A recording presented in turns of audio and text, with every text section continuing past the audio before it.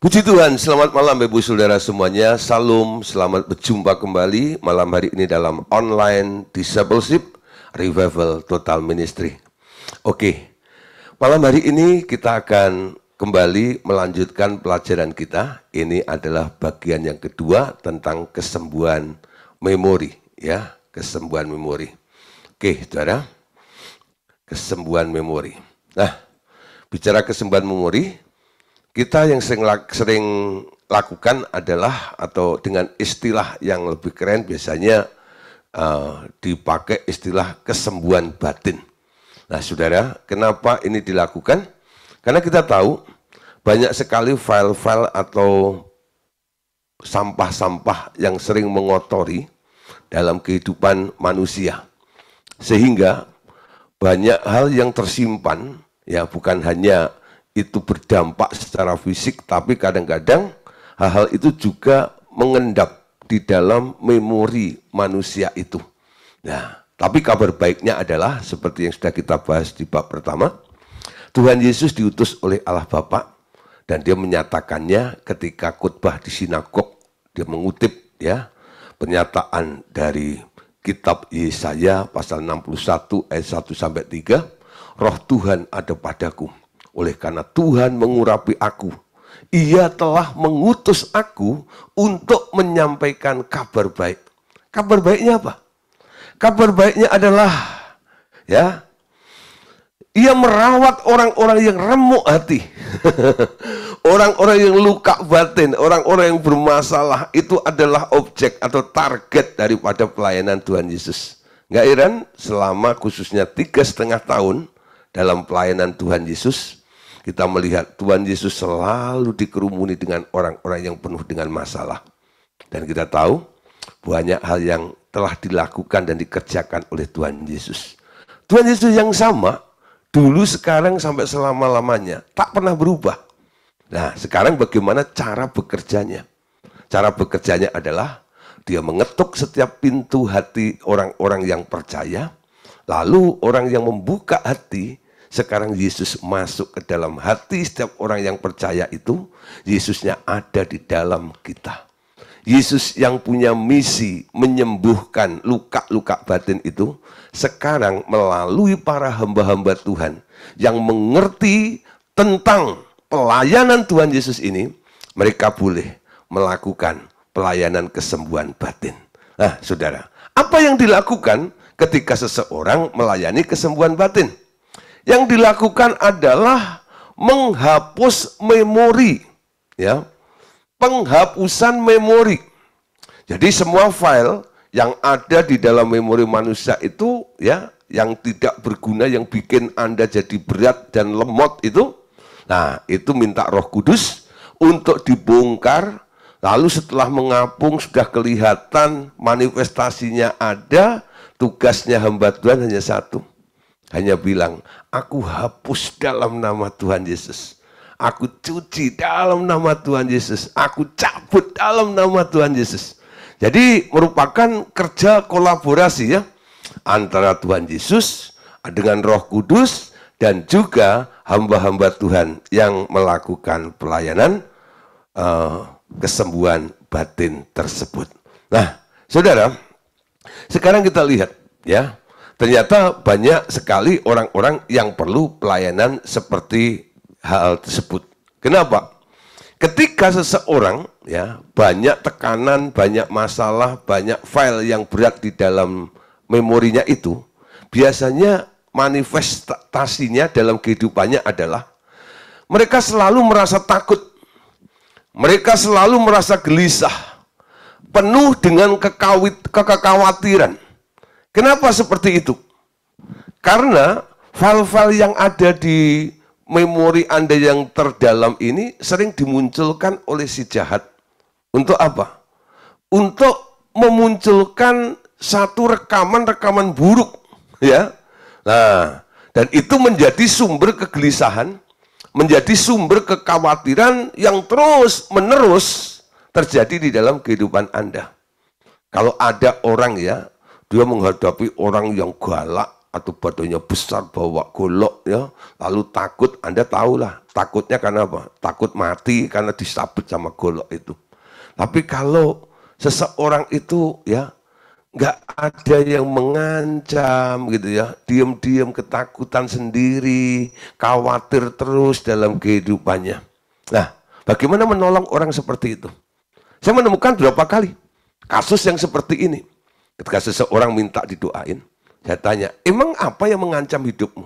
Sebenarnya nggak ada, Pak. Ya, semuanya tercukupi, ya, nggak ada orang yang usil dengan saya. Tapi kenapa kamu takut? Kenapa kamu gelisah? Kenapa kamu khawatir? Ya, nggak tahu, Pak. Ketika dia ngomong nggak tahu seperti itu, saya langsung nangkep. Ya, ini masalah sumbernya adalah sesuatu yang dimunculkan yang selalu menghantui di dalam kehidupan orang itu, dan dia nggak menyadari. Ya, apalagi kalau dia sedang terlena gitu ya. Nah, kadang-kadang itu tahu-tahu kok saya mikir seperti ini, Pak. Dari mana pikiran itu, Pak? Nah, sebenarnya masalahnya atau materinya itu sudah ada, tapi kamu nggak nyadar. Itu ada di dalam kamu.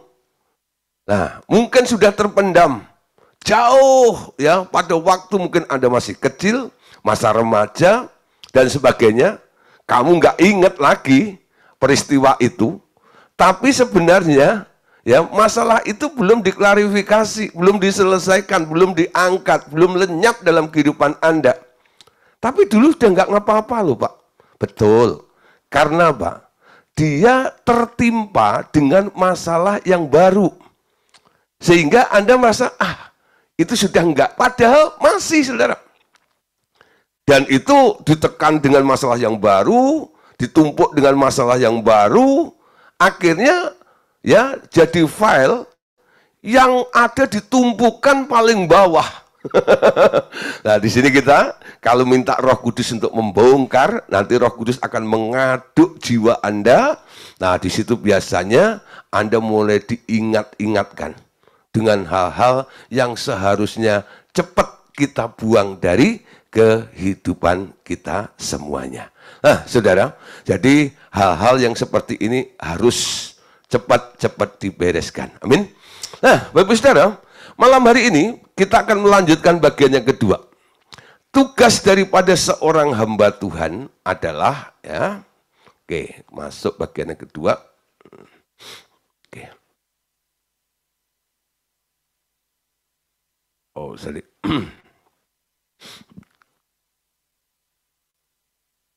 Ini ya. Ya.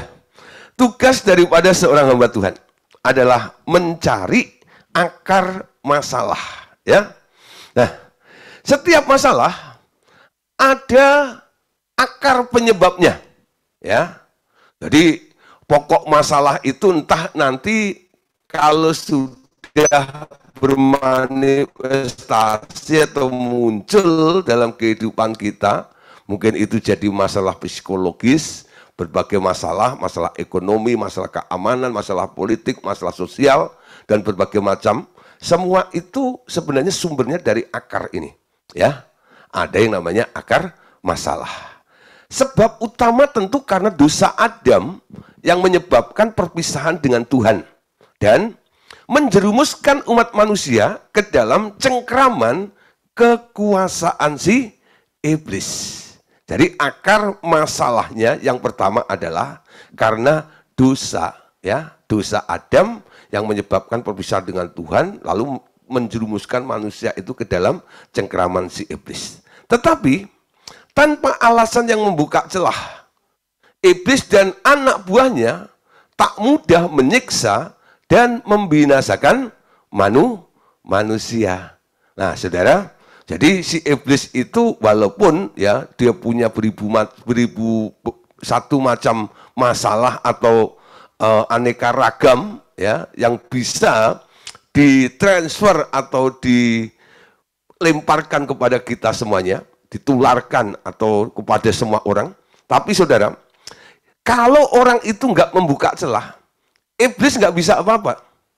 Ya, Nah, nggak membuka celah, iblis nggak bisa apa-apa. Nah, saudara, di sini kita lihat. Jadi manusia itu sebenarnya gampang ya menerima persoalan dalam kehidupannya yang membuat dia luka, sakit hati, kecewa, marah dan sebagainya.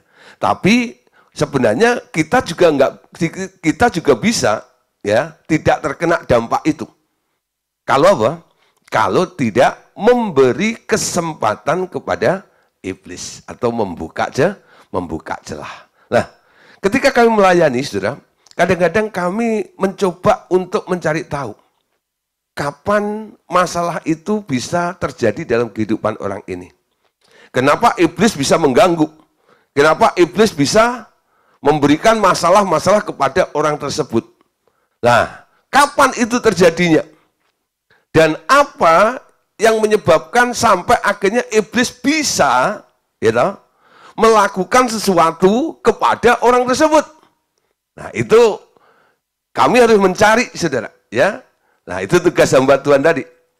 Mencari akar masalah, ya. Adalah pekerjaan seorang hamba Tuhan. Biasanya dengan interview. Seringkali Roh Kudus menaruh kata-kata yang menuntun kita untuk mengerti masalah orang itu. Bahkan hal-hal yang sudah lama terlupakan. Sering ditimbulkannya lagi lewat mulut orang itu sendiri. Nah, itu yang terjadi ya. Biasanya orang saya tanya gitu ya, ini dan itu dan sebagainya. Tanpa disadari, dia itu bisa ngoceh gitu ya. Nah, dari apa yang diucapkan seperti itu, nanti ada poin-poin yang biasanya bisa kita petik, kita ambil. Oh, poinnya ini. Kenapa dia ngalami seperti itu? Karena pengalamannya kemarin seperti ini. Seperti apa yang dia ceritakan. Jadi untuk mencari akar masalahnya, kita harus melakukan interview. Ya, kita tanya, kita cecar dengan pertanyaan seperti itu.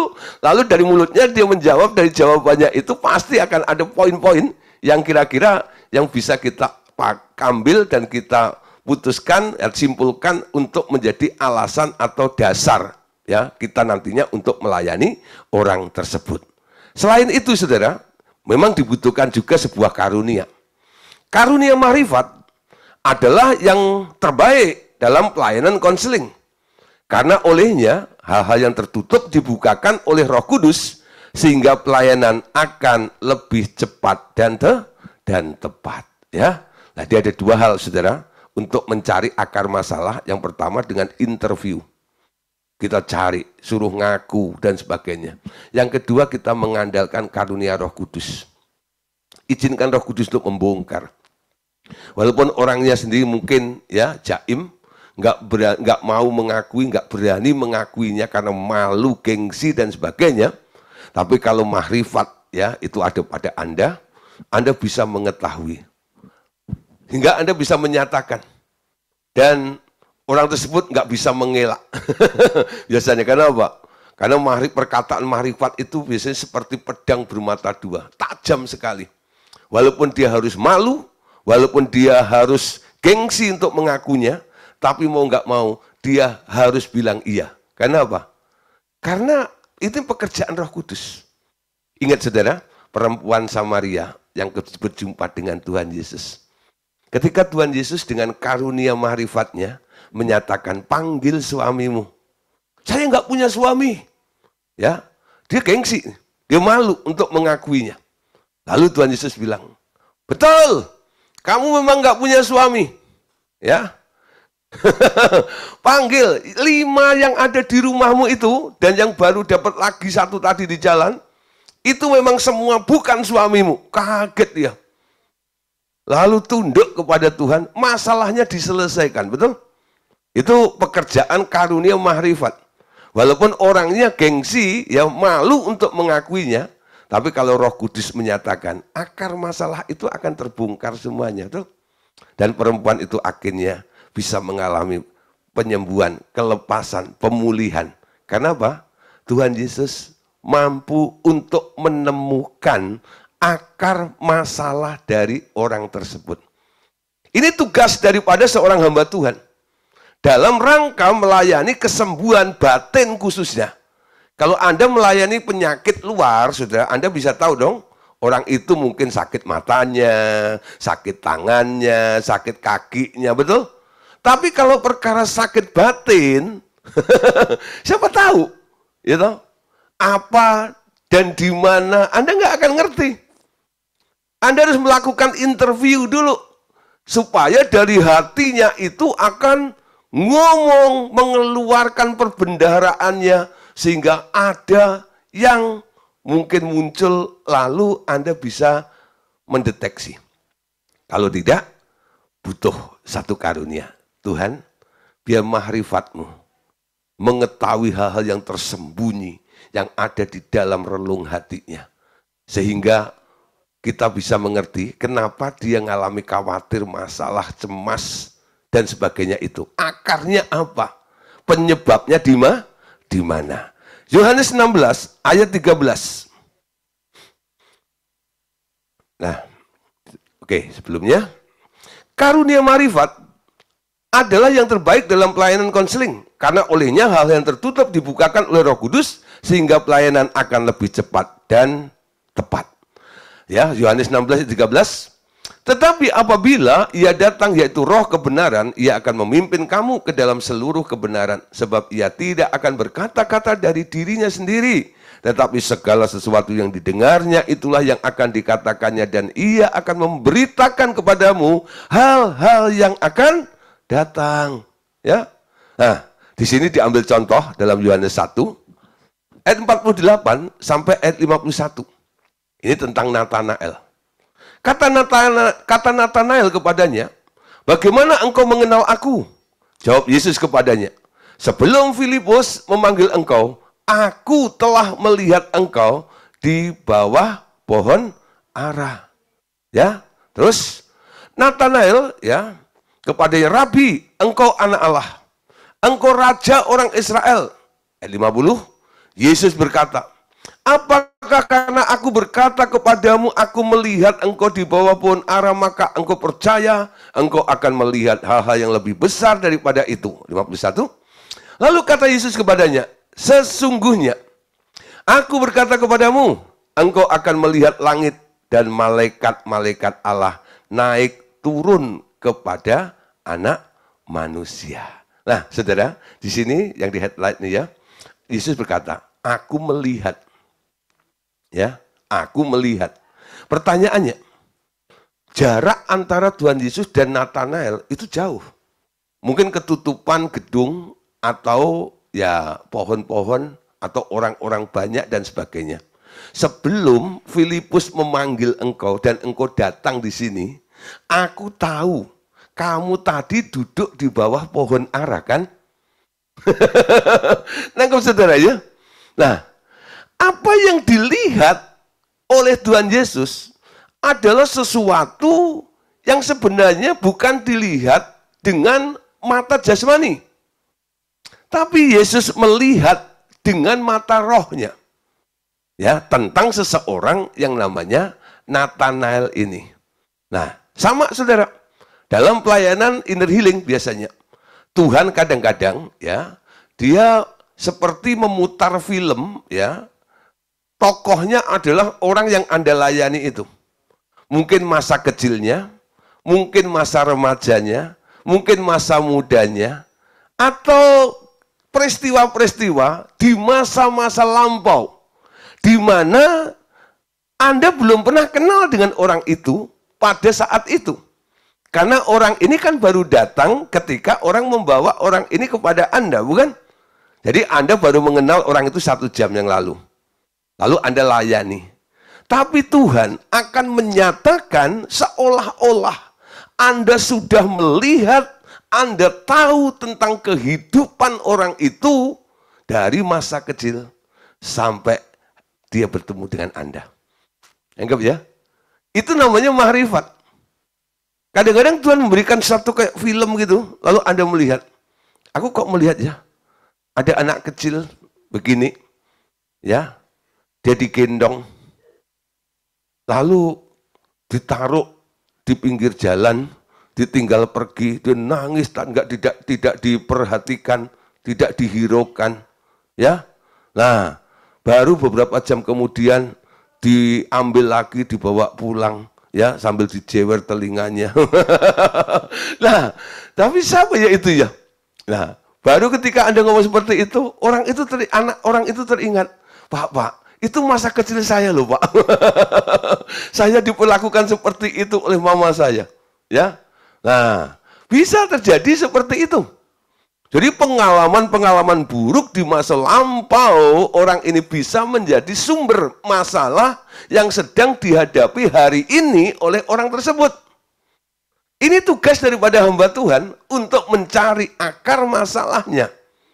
Ya, kenapa orang ini sekarang punya masalah, hidupnya jadi seperti ini? Apa yang mengakibatkannya?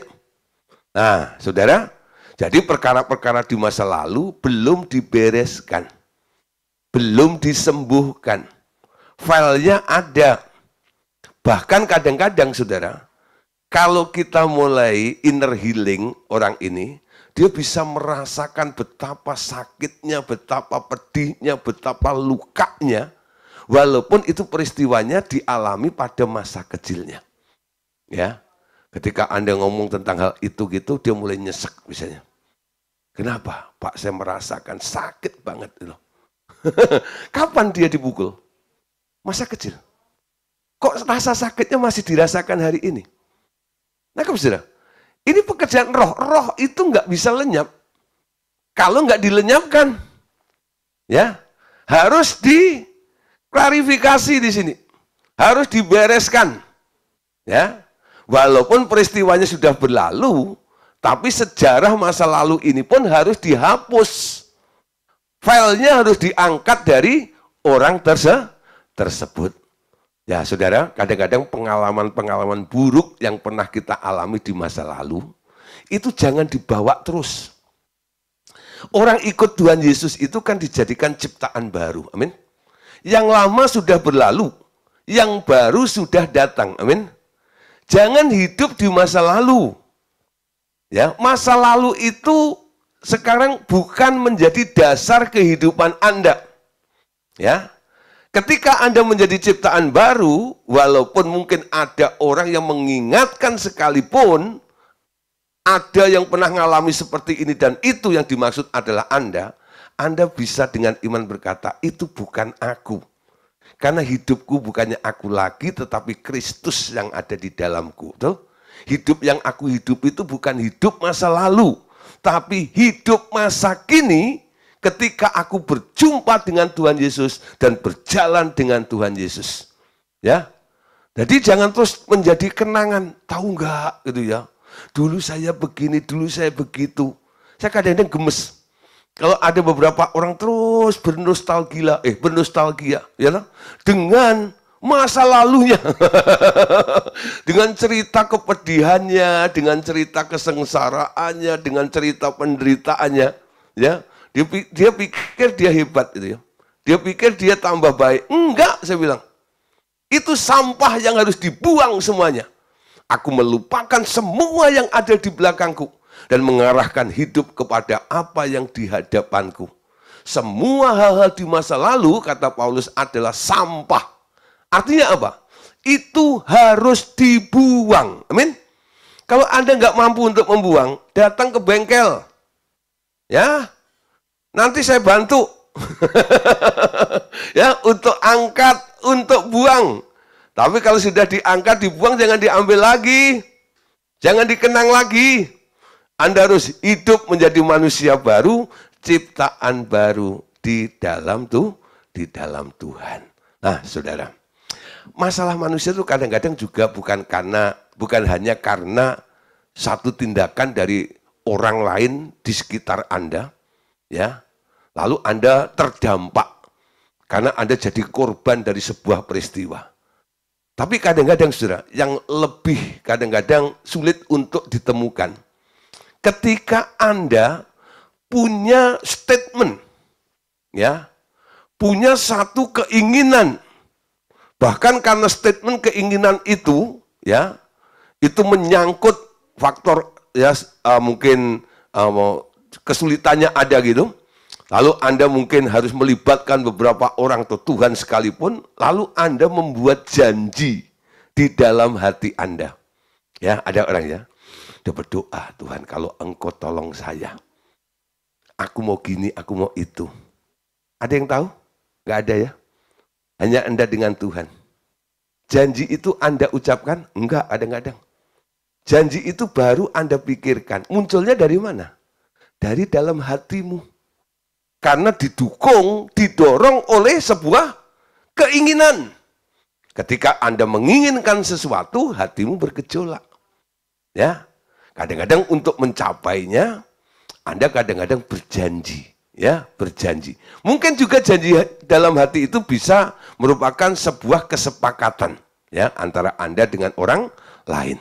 Nah, saudara, rancangan jahat dimulai dari dalam hati seseorang. Walaupun itu belum dilakukan, itu sudah ada di alam roh dan mempengaruhi hidup seseorang. Amin. Jadi ada rancangan jahat yang dimulai dari dalam hati. Walaupun itu belum dilakukan, sebenarnya itu sudah ada di alam roh dan mempengaruhi seseorang. Contoh ya, seseorang yang menolak mempunyai anak di dalam hatinya. Orang tersebut tak akan beranak jadinya. Ya, contoh lain, yang membenci anak laki-laki akan beranak perempuan saja terus. Ya, ada orang yang menolak mempunyai anak dalam hatinya. Ya, itu nggak akan punya anak. Rahimnya tertutup. Kenapa? Perkataan itu materi. Anak itu anugerah dari Tuhan, betul? Anak itu anugerah dari Tuhan. Kalau ada orang menikah, ya, lalu mereka kawin, lalu punya anak, itu karena Tuhan. Ya, karena Tuhan. Kenapa ada orang yang tidak punya anak walaupun dia pengen punya anak? Jangan-jangan mereka pernah ya mengucapkan janji di dalam hatinya. Janji apa?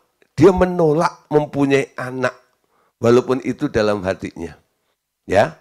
Dan itu kadang-kadang juga bisa dilakukan secara bersama-sama antara suami dan istri. Ya, ada pasangan yang baru menikah, ekonominya belum mapan. Ya, maksudnya dia mau plan supaya begini. Nanti kalau sudah mapan, semuanya sudah oke, baru kita punya anak ya. Ya, jadi diatur sedemikian rupa, saudara. Harusnya segala sesuatu diterima dengan iman. Nah, orang yang ngomong seperti ini kadang-kadang dia lupa pernah ngomong, sehingga dia nggak pernah mencabut perkataannya itu kembali ketika dia sudah siap untuk punya anak. Sampai akhirnya dia nggak punya anak, lalu datanglah ke hamba Tuhan. Nah, hamba Tuhan itu mengerti mekanisme seperti ini, tanya, apakah Anda pernah sepakat nggak punya anak dulu? Lalu mereka saling sikul, iya. Ya, kenapa Anda lakukan? Iya Pak, waktu itu ekonomi kami belum mapan, makanya kami sepakat, kami berdoa, kami nggak akan punya anak lebih dahulu. Ya, nah, berdoa atau perkataanmu itu menutup rahimmu. Bagaimana supaya kamu punya anak? Tutupnya dicabut. Ya, tutupnya dicabut. Dan memang banyak sekali orang-orang yang suka ngomong, ya, khususnya dia berjanji dalam hati ini, dan dia lupa dengan janjinya. Apa yang pernah diucapkannya itu. Nah, ini bahaya sekali. Biasanya baru ditemukan ketika orang ini dilayani inner healing. Ya, Tuhan menyatakan apa yang pernah dilakukan oleh orang itu sebelum Anda berjumpa hari itu. Ya, nah, terus saudara, ada lagi contoh tadi tentang anak ya, yang mengutuk dan memaki dirinya sendiri. Ia akan mengalami nasib buruk juga. Yang mulai membenci orang lain biasanya mengidap kanker. Karena benci adalah keluarga roh pembunuh. Kalau tidak membunuh orang lain, akan membunuh dirinya sendiri. Nah, saudara, yang contoh lain adalah yang mengutuk dan memaki dirinya sendiri akan mengalami nasib buruk juga. Nah, siapa sering kan, sialan nih, apes nih gua, gitu ya. Apa ya? Pokoknya ngomong tentang dirinya, ya, tentang hal-hal yang buruk. Lalu Anda mengalami apes, ya, mengalami bangkrut, mengalami rugi deh gue, gitu ya. Nah, siapa yang pernah ngomong begitu? Rugi deh gue, rugi deh gue. Siapa yang pernah ngomong seperti itu? Ya, nah, mulai, iya Pak, benar nih. Saya pernah ngomong begitu. Nggak heran Pak, saya dagang apa saja rugi terus. Ya, mungkin saudara peristiwanya bukan soal Anda berdagang, tapi kalimat yang Anda ucapkan, rugi deh gua ini.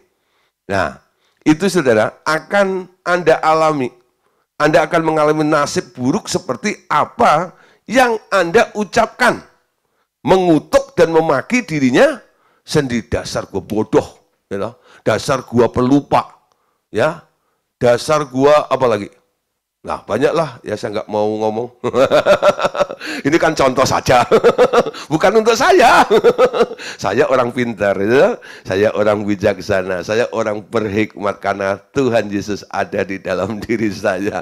Nah, saudara, itu yang menjadi pengakuan iman saya.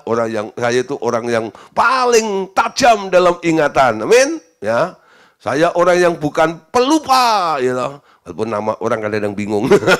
Saya bukan orang pelupa, saya orang tajam ingatan. Ya, saya nggak mau terkutuk, ya, dengan kalimat atau statement yang saya ucapkan sendiri. Kenapa orang bisa ngomong seperti itu?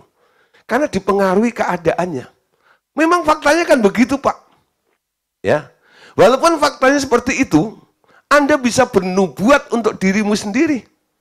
Mati dan hidup itu tergantung mulutmu, amin. Nah, jangan pernah salah ngomong. Kalau Anda ngomong salah, hidupmu salah. Kalau Anda ngomong benar, hidupmu benar, amin. Nah, kalau Anda maki orang lain, Anda marah kepada orang lain, dampaknya juga ada kepada Anda. Apa itu? Biasanya, saudara, orang yang mengidap kebencian, ya, ada benci di dalam dirinya terhadap sesamanya, biasanya dia sering lebih mudah mengalami penyakit, khususnya penyakit kanker. Ya. Orang yang kena kanker itu 70%, ya. Itu karena pahit hati. Karena sakit hati. Ada teman, itu teman masa muda istri saya, dan juga waktu kami gabung ke Jakarta tahun 93, kami jalan bareng dengan mereka. Ya, sampai akhirnya kami menikah, mereka juga menikah. Si orang ini kena tiroid, saudara. Ya. Nah, bertahun-tahun, menahun. Terus, hampir 30 tahun lebih. Terus, ya, semakin besar, dan sebagainya. Baru beberapa hari kemarin, dia WA istri saya. Ya, WA tunjukin ke saya. Intinya gini, saudara. Ya, anak ini, saudara, ulang ini. Setelah dia dengar sebuah khotbah, padahal dulu dia pernah dengar khotbahnya Pak Andreas, pernah dilayani oleh Pak Andreas di Jalan Otesta, ya loh. Wah, ditengking-tengking tentang penyakitnya, itu sudah disarankan juga. Ampuni yang perlu diampuni, lepaskan pengampunan, buang pahit hati, sakit hati, dan sebagainya. Tapi nggak ngefek, dia kayaknya nggak melakukannya.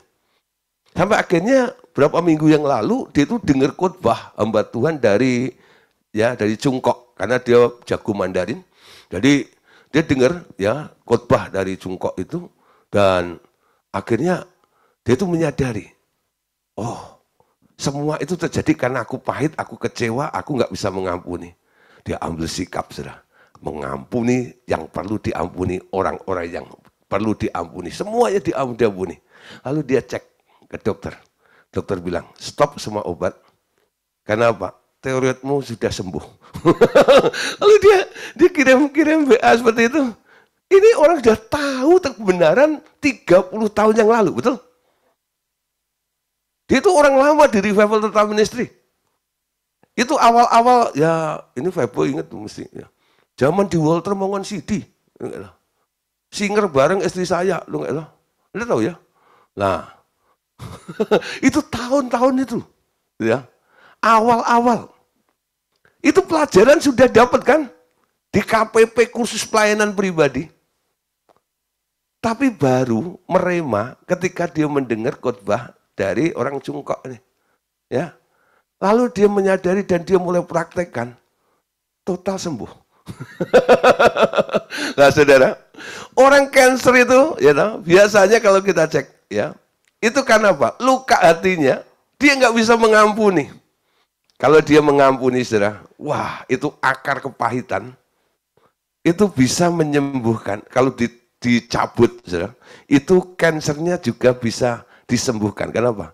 Kanser itu akarnya adalah kepahitan, ya, kepahitan. Nah, ada juga ya, di sini ada Bu Bea ini, pernah ya kita punya teman, saya udah nasihati juga, ampuni, tapi dia nggak mau mengampuni, akhirnya meninggal ya. Sampai kakinya saya Bu Bea itu bilang, aduh, orang kok susah ya Bu ya, disuruh mengampuni. Pak, tapi lukanya memang begitu. Kan semua orang pernah ngalami, ya, namanya disakiti oleh suami, gitu ya. Lalu suaminya jatuh bangkrut, mau balik lagi, dia tolak itu. Pokoknya luka batin, luka. Kalau udah bilang lukanya tuh di sini, sakitnya tuh di sini tuh, oh stop. Nah, tanpa disadari, saudara, itu kanker dengan cepatnya, saudara, semakin ganas. Ya, nah, mengampuni itu akar dari persoalan orang kena kanker. Ya, jadi kalau Anda mungkin, ya, dokter bilang, ada tumor, ada kanker di sini, cek hatimu. Ada yang perlu diampuni, cepat bereskan. Karena itu merupakan salah satu akar dari kanker. Anda kena kanker. Boleh saya bilang 70%. Nah ya, 70%. Alkitab bilang ada namanya akar kepahitan. Amin. Akar kepahitan.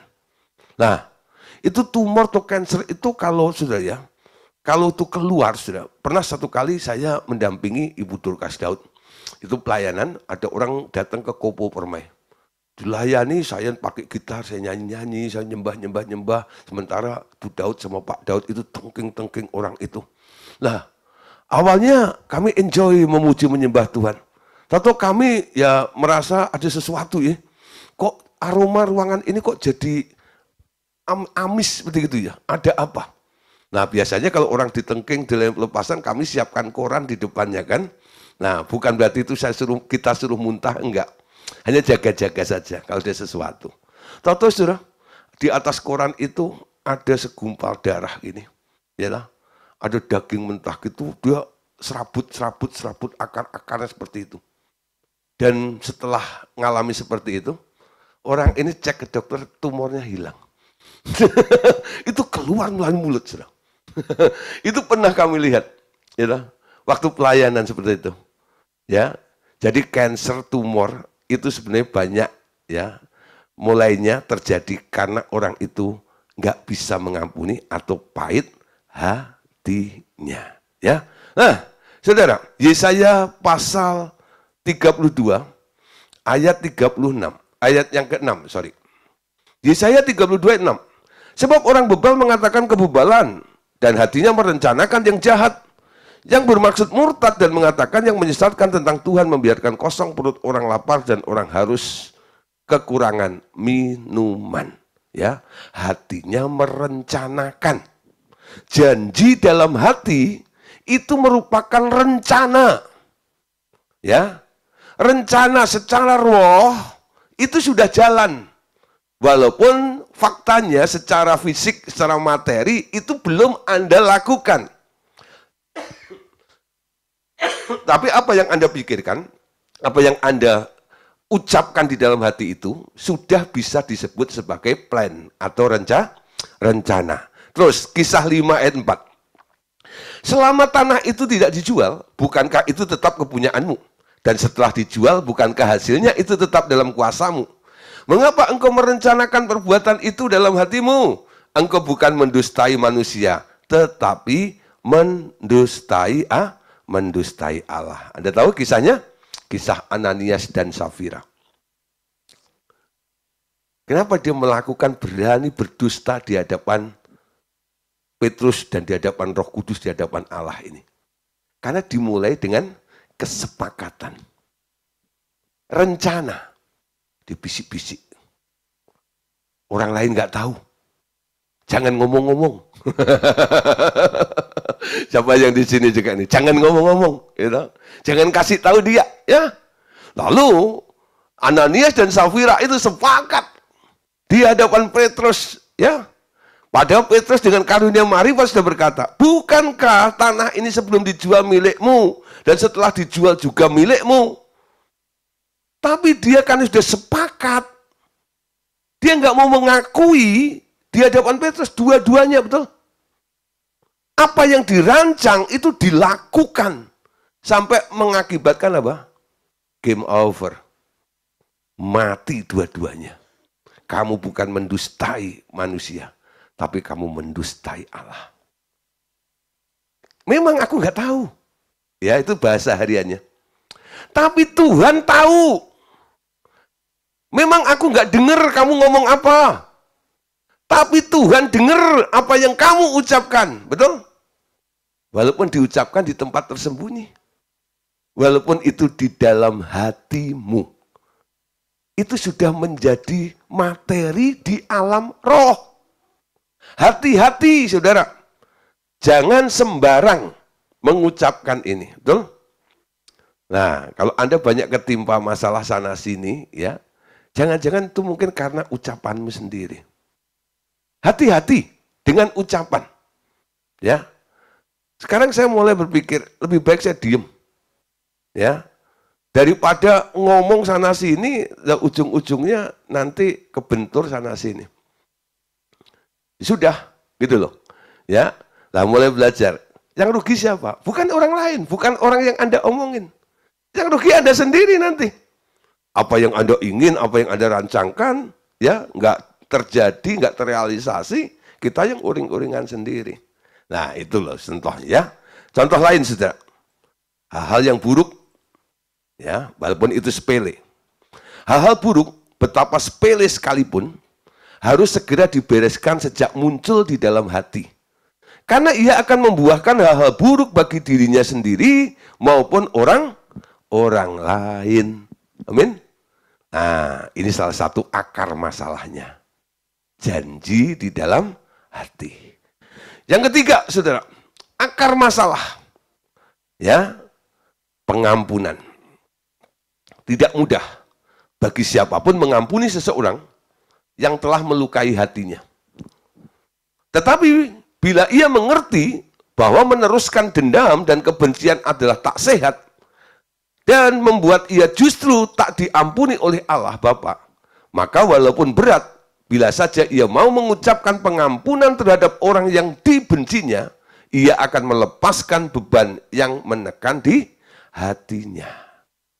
Ya, sekali lagi ya, tetapi bila ia mengerti bahwa meneruskan dendam dan kebencian adalah tak sehat, dan itu membuat ia justru tak diampuni oleh Allah Bapa, maka walaupun berat, bila saja ia mau mengucapkan pengampunan terhadap orang yang dibencinya, ia akan melepaskan beban yang menekan di hatinya. Nah, mengampuni itu gampang atau mudah? Mengampuni itu gampang atau mudah? Pak, itu bukan pertanyaan, Pak. Itu maksa. Ya, gampang atau mudah, ya. Sebenarnya mengampuni itu mudah kalau mau. Jadi susah kalau Anda tidak mau. Betul? Jadi bukan perkara susah atau enggak. Atau mudah. Mau atau tidak. Ketika Anda mau, Anda bisa mengampuni.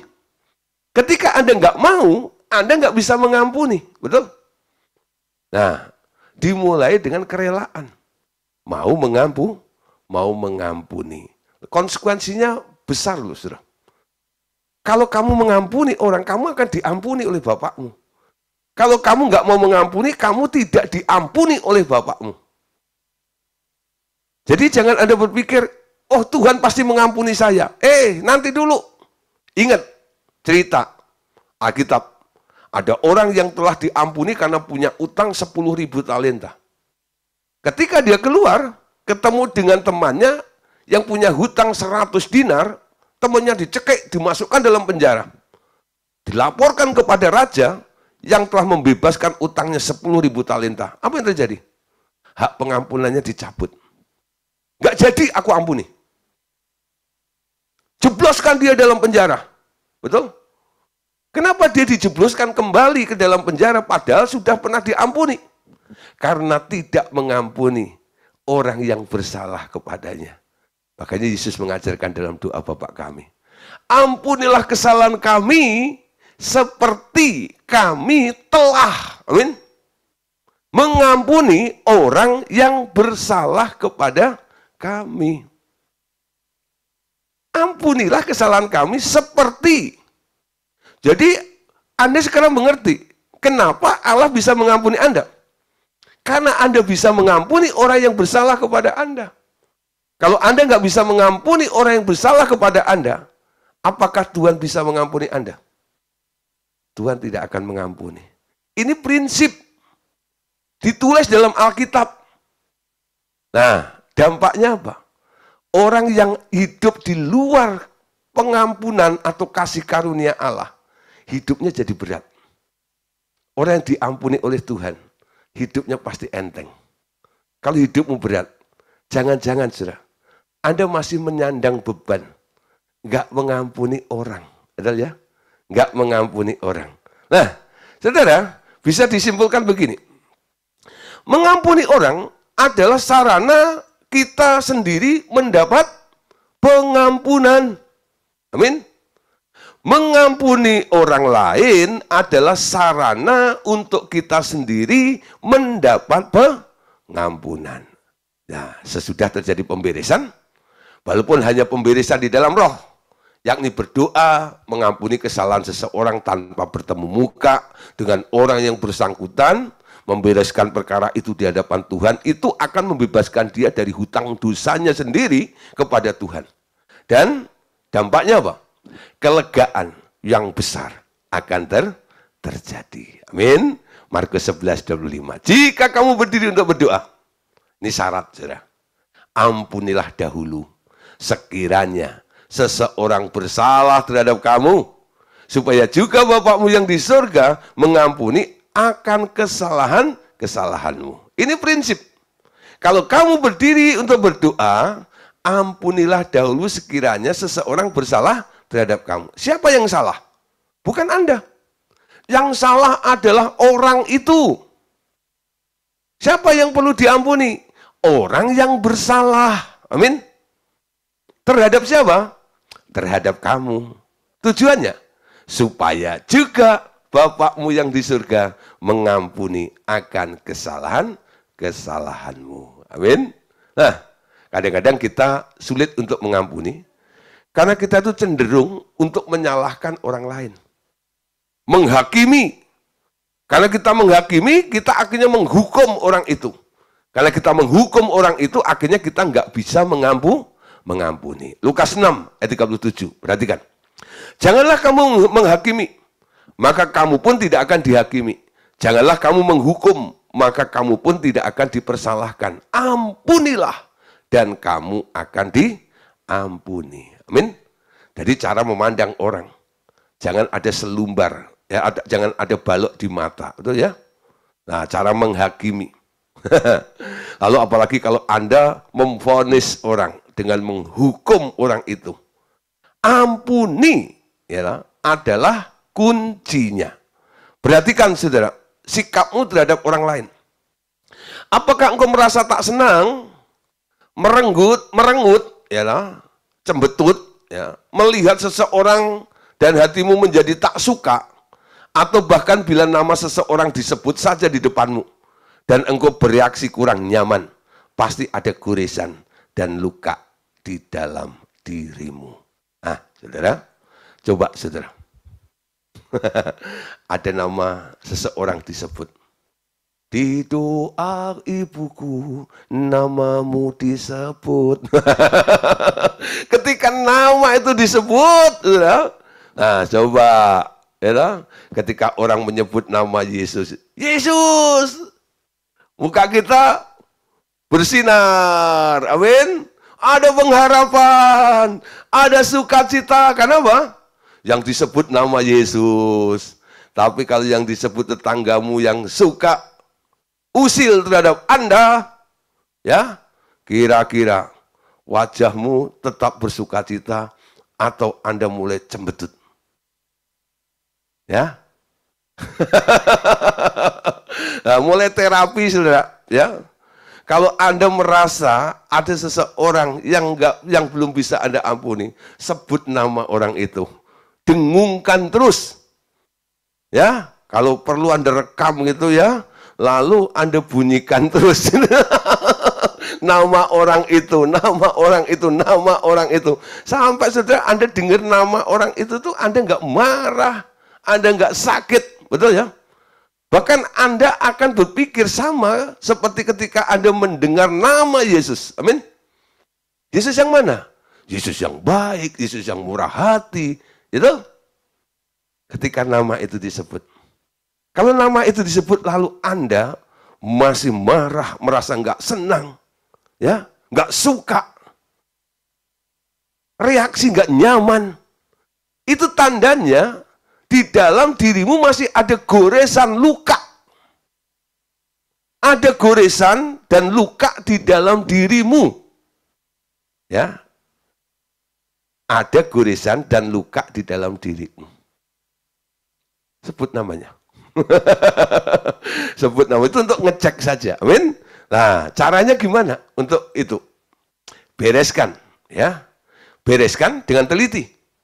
Perasaan-perasaan hati itu dengan segera. Dan jangan biarkan berlama-lama dan berlarut-larut di situ. Bahkan lagi, bila teringat orang lain memiliki sikap terluka kepadamu, Tuhan suruh engkau mencari penyelesaiannya terlebih dahulu sebelum engkau menghadap Bapakmu yang di surga. Anda tahu ayatnya? Matius 5 ayat 23 sampai 24. Sebab itu jika engkau mempersembahkan persembahanmu di atas mezbah dan engkau teringat akan sesuatu yang ada di dalam hati saudaramu. Tahu saudara? Jadi ini merupakan perasaan yang mengganjal di dalam diri orang lain terhadap engkau. Tinggalkanlah persembahanmu di depan mezbah itu dan pergilah berdamai dahulu dengan saudaramu. Lalu kembali untuk mempersembahkan persembahan itu. Nah, saudara, kalau yang luka orang lain gimana? Anda hadir mewakili Yesus. Orang itu harus disembuhkan juga. Kalau lukanya ada di dalam diri Anda harus berusaha untuk membereskannya secepatnya. Kalau luka itu karena berkaitan dengan Anda, betul? Orang itu nggak enak karena Anda. Nah, Anda tanggalkan persembahanmu, ya toh? Berdamai dengan orang itu. Bereskan semuanya. Nah, saudara, di sini harus dibutuhkan kelapangan dada. Yesus mengajar kepada murid-muridnya tentang pengampunan. Satu hari Tuhan Yesus bertanya kepada murid-muridnya, berapa kalikah kita ini harus mengampuni seseorang? Matius 18, 21 sampai 22. Kemudian datanglah Petrus dan berkata kepada Yesus, Tuhan, sampai berapa kali aku harus mengampuni saudaraku jika ia berbuat dosa terhadap aku? Sampai 7 kalikah? Yesus berkata kepadanya, bukan, aku berkata kepadamu. Bukan sampai 7 kali, melainkan sampai 70 kali 7 kali. Ya. 70 kali 7 kali dalam sehari. Orang yang sama diampuni. Nah, supaya apa? masalah itu bisa dibereskan. Kuncinya cuma satu, pengampunan. Amin. Nah, saudara, kembali ya, itu tadi kan akar-akar dari persoalannya.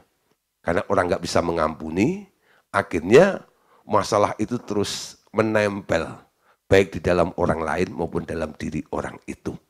Nah, sekarang dalam pelayanan kesembuhan batin, yang dilakukan adalah penghapusan memori.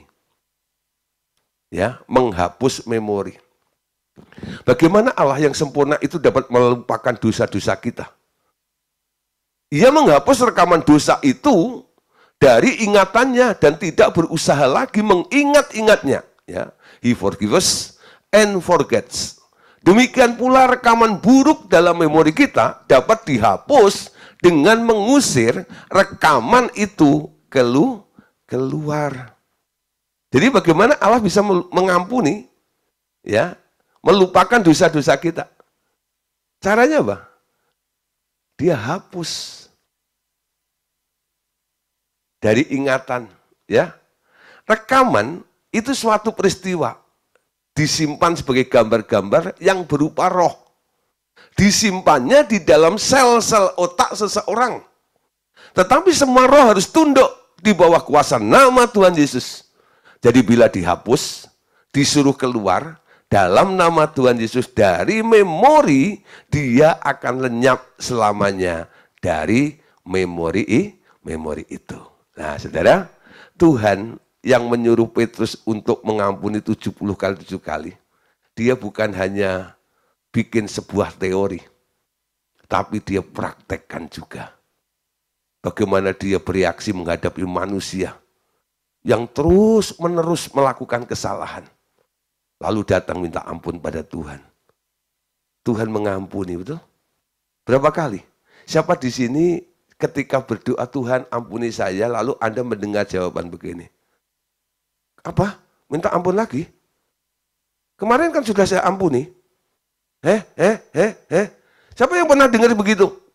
Ketika Anda datang, oh Tuhan, lihatlah keberadaan hambamu ini penuh dengan cacat dan celah. Hambamu ini orang berdosa, Tuhan, ampuni saya ya Tuhan. Lalu Tuhan menggelegar dari langit. Stop nak, kemarin sudah saya ampuni. Sekarang enggak ya? Ada enggak yang begitu? Enggak pernah kan? Tuhan ngomong seperti itu, betul? Dia selalu mengampuni Anda, amin? Berapa kali Anda diampuni? Banyak, Pak. Enggak terhitung. Tak terhitung, tak terhingga, oh kasihnya. Oh besar, besarlah kasih Allah. Tak terhitung, tak terhingga. Siapa di sini yang pernah minta ampun kepada Tuhan dalam satu hari 7 kali gitu? Ada nggak? Pagi pernah salah, minta ampun. Ya, setelah diampuni salah lagi, minta ampun lagi Tuhan. Dalam satu hari 7 kali. Lalu Tuhan bilang, cukup ya, cukup ya. Enggak pernah. Dia selalu terbuka. Hatinya seluas samudera, betul? Itu lapang dada. Tuhan siap mengampuni Anda kapan saja. Ya. Kenapa dia bisa? Karena ketika dia mengampunimu, dia nggak mengingat-ingat lagi dosa-dosamu. Yesaya pasal 43, ayat 25. Akulah dia yang menghapus dosa pemberontakan. Oleh karena aku sendiri, dan aku tidak mengingat-ingat dosamu. Betul ya? Coba kalau Anda punya anak, ya, dia pernah pecahin gelas. Lalu besok dia pecahin gelas lagi. Ketika mepecahin gelas pertama, Pak sorry ya, oke hati-hati jangan sampai tanganmu kena belingnya. Dia pecahin gelas lagi. Mungkin Anda masih sabar bilang, ya besok lebih hati-hati ya.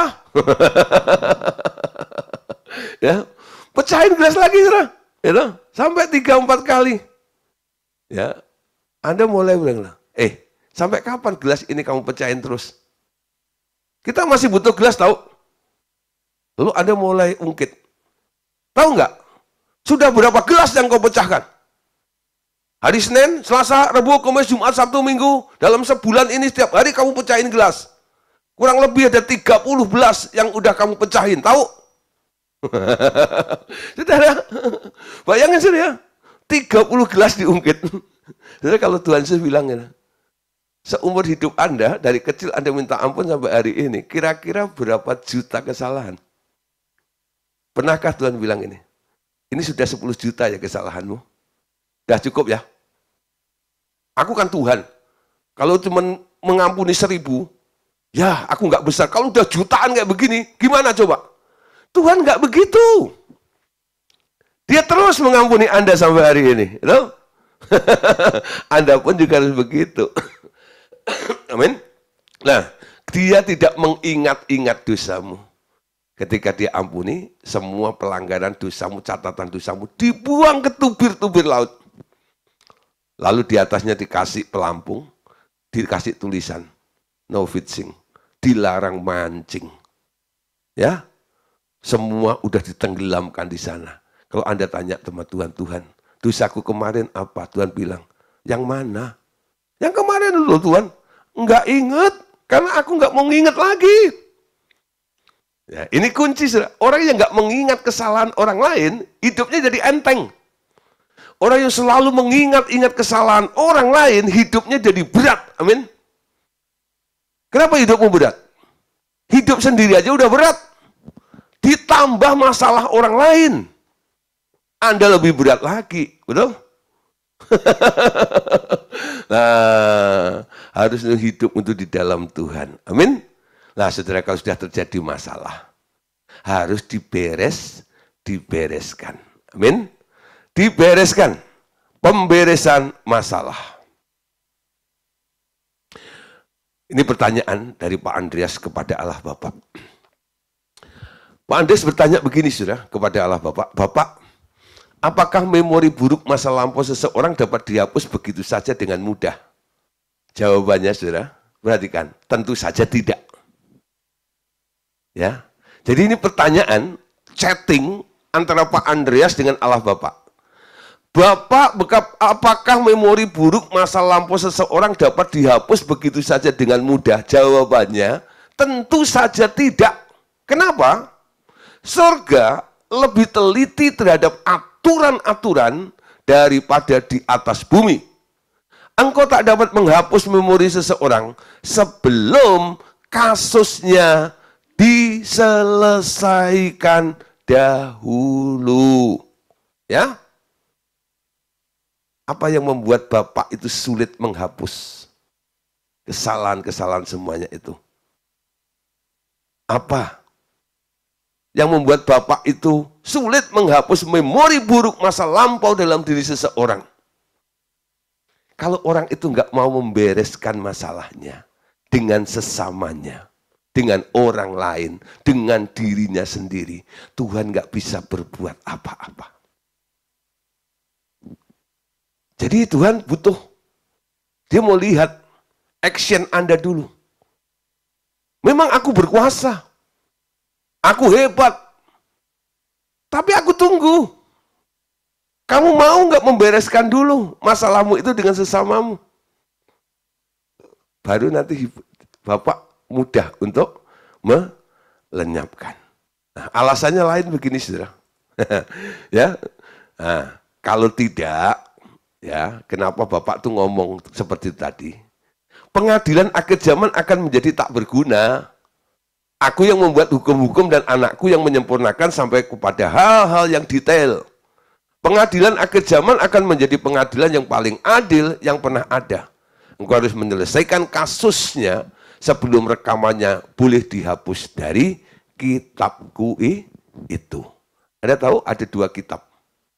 Kitab apa? Kitab kehidupan dan kitab perbuatan baik dan jahat.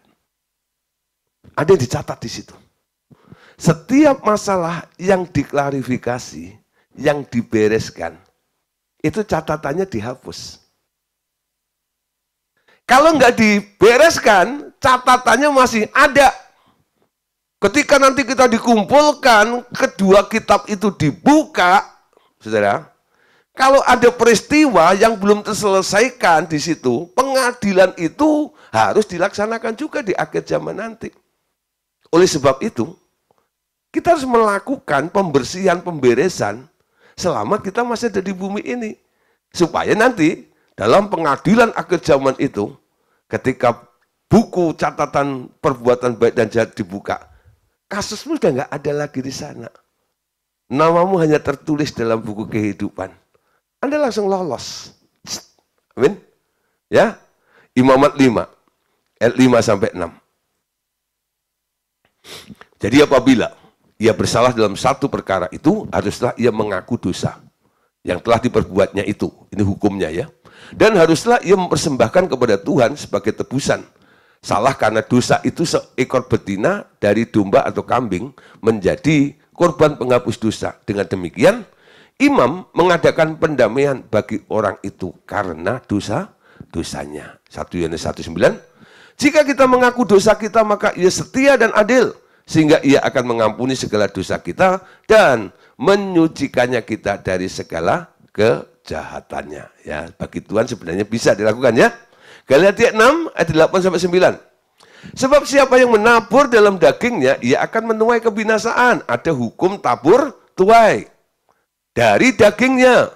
Tetapi siapa yang menabur dalam roh, ia akan menuai hidup yang kekal dari roh itu. Jadi ini merupakan hal yang berdampak sampai akhir zaman nanti. 9.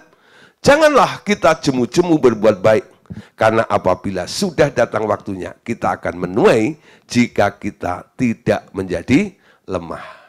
Jangan kita jemu-jemu berbuat baik. Ya. Apabila sudah datang waktunya, kita akan menuai jika kita tidak menjadi lemah. Apa artinya jika kita tidak menjadi lemah? Ketika Anda bilang, aku nggak sanggup, aku nggak mampu, aku nggak bisa menyelesaikan atau mengampuni, itu disebut kamu lemah. Betul? Hendaklah kamu kuat, kuat di dalam Tuhan, di dalam kuat kuasanya. Amin. Jadi dia memberikan kapasitas kemampuan kepada Anda untuk Anda bisa melakukan seperti apa yang Tuhan inginkan. Jangan jadi lemah. Ya, disuruh Tuhan begini begitu, selalu bilang, Tuhan aku nggak bisa, Tuhan aku nggak sanggup, aku tak sanggup lagi. Oh, nggak sanggup, nggak bisa, nggak mampu, ya loh. Itu lemah namanya, amin. Anda harus kuat, Anda harus bisa. Anda bisa bukan karena Anda hebat, bukan. Karena Anda nurut sama Tuhan. Ketika Anda nurut sama Tuhan, kesanggupanku adalah kekuatan Allah. Amin. Anda kaget sendiri. Kok bisa ya akhirnya aku mengampuni si A itu?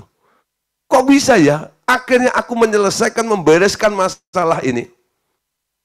Semua karena Tuhan. Ketika Anda nurut, Tuhan akan bekerja di dalam kehidupan Anda. Sehingga Anda yang tadinya lemah, nggak mampu, nggak bisa, Anda jadi bisa. Karena Tuhan. Nah, ada kesaksian, saudara, yang ditulis dalam buku materi kita. Ada seorang hamba Tuhan yang meminta didoakan kaki kanannya yang sakit. Kaku dan kalau diluruskan merasa sakit. Ya. Lalu ini Pak Andres ya, ketika saya periksa kaki itu lebih pendek dari yang kiri. Pak Andres berdoa agar kaki itu sama panjang, tapi tidak bergerak. Pak Andres berharap nanti bila ia tidur, Roh Kudus akan membereskannya. Tapi kemudian ia minta didoain lagi. Karena tiap kali ya bermimpi ia selalu kembali ke desa kelahirannya, ya.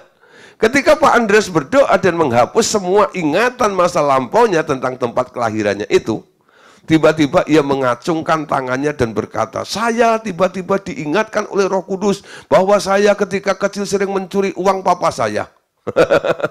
Ya, setelah saya pimpin, setelah Pak Andres pimpin, ia berdoa meminta ampun kepada Tuhan dan kepada roh papahnya yang dimanapun ia berada.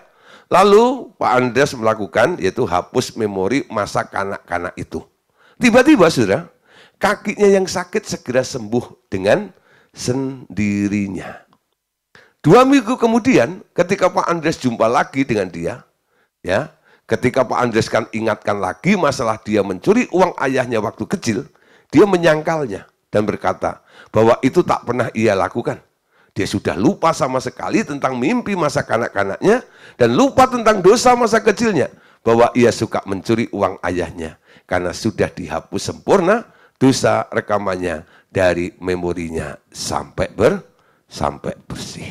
Ya, wah, nah saudara, ini pengalaman ya dalam pelayanan inner healing yang dilakukan oleh Pak Andreas pada hamba Tuhan itu, ternyata masa kecilnya itu yang ngeblok ya, sehingga mujizat nggak terjadi. Orang didoain, nggak mengalami manifest. Yang menghambat apa? Masa kecil. Tuhan munculkan.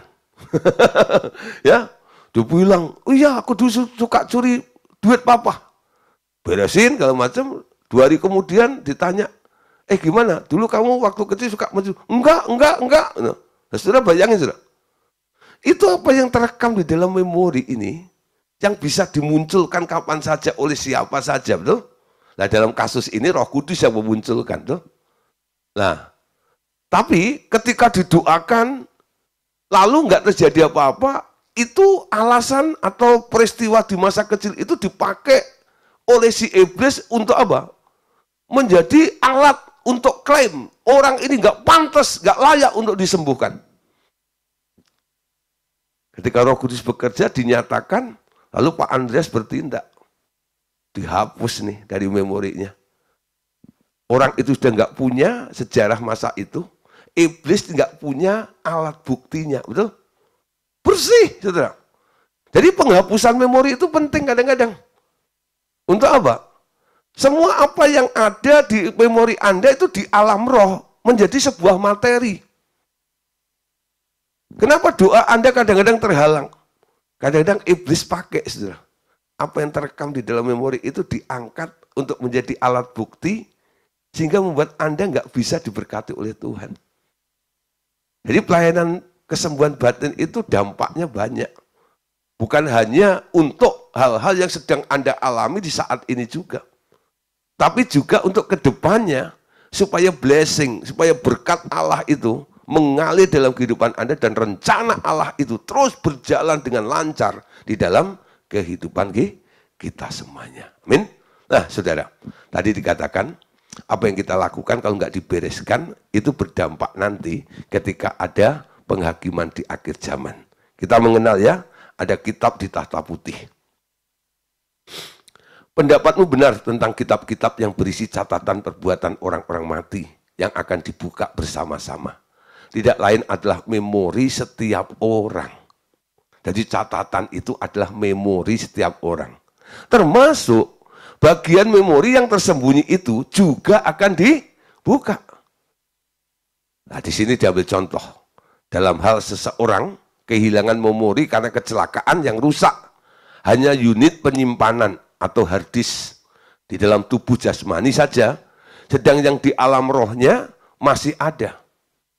Bapak katakan, aku hendak menunjukkan kepadamu kelak bahwa memori seseorang yang sudah mati tetap tinggal selama-lamanya sekalipun ia telah mati berabad-abad yang lampau. Ya, ayatnya Wahyu 20 ayat 12.